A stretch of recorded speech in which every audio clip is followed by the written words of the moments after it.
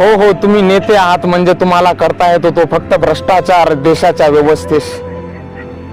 पण नेते आहेत हत्ती, वाघ आणि माकडं सुद्धा.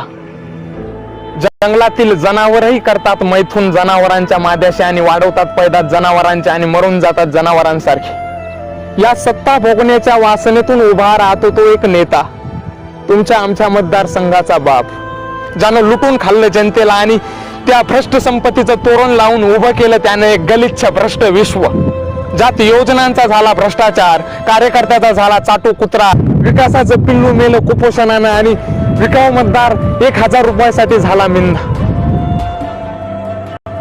या निवडणुकीनंतर विसरलात, पण पुढच्या पंचवार्षिकला विसरलात तर घराघरामध्ये तळपत बसलेला सुजाण मतदार त्याच्या अधिकाराने पाडील फडशा निमिषार्धात तुमचाच नव्हे तर तुमच्यासारख्या सर्व भ्रष्ट नेत्यांचा.